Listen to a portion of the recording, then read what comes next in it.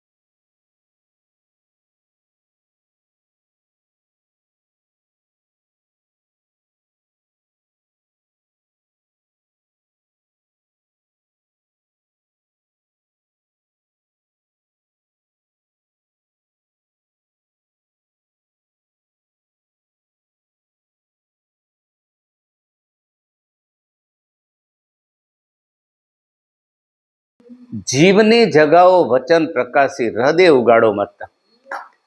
महामती श्री स्वामी प्राणनाथ जी ने भी अनुरोध सबसे किया है कि आप भागवत के वचनों को सुनकर अपनी आत्मा को जगाओ, अपना जीव को उजागर करो और हृदय में बिठाकर भागवत को आप अनुसरण करो।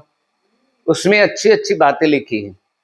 सुखदेव मुनि ने ये भागवत कृष्ण प्रणामी धर्म के ब्रह्मात्माओं के लिए एक भागवत एक कागज है।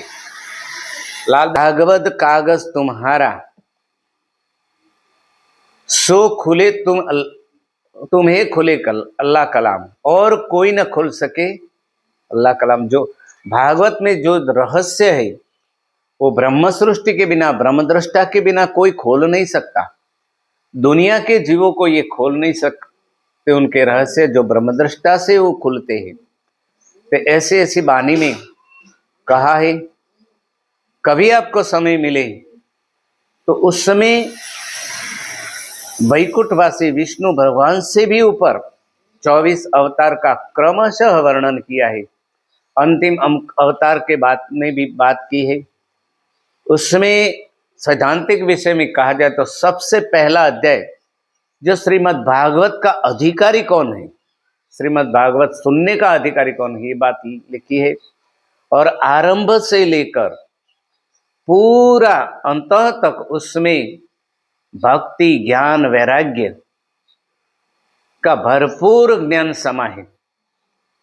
और सुखदेव मुनि ने चतुश्लोकी भागवत की भी बात की। वो कृष्ण प्रणामी धर्म में महामती स्वामी श्री प्राणनाथ जी ने उनकी पुष्टि दी है कि भागवत का द्वितीय स्कंद 9वां अध्याय 32 से 35 श्लोक जो श्रीमद् भागवत का चतुश्लोकी भागवत कहा जाता है, ये बात भी उनमें उन्होंने रखी है। तो आप सभी को शायद विदित होंगे कि श्रीमद् भागवत सभी पुराणों में अंतिम ग्रंथ है और उसमें राजा परीक्षित को मोक्ष देने हेतु शुक्रताल में, जो आज तो यूपी में पड़ता है, उत्तर प्रदेश में शुक्रताल के स्थान पर सुखदेव मुनि ने श्री राजा परीक्षित को श्रीमद् भागवत की कथा सुनाई थी और उन्होंने परम मोक्ष के अधिकारी, उन्होंने परम पद प्राप्त किया था।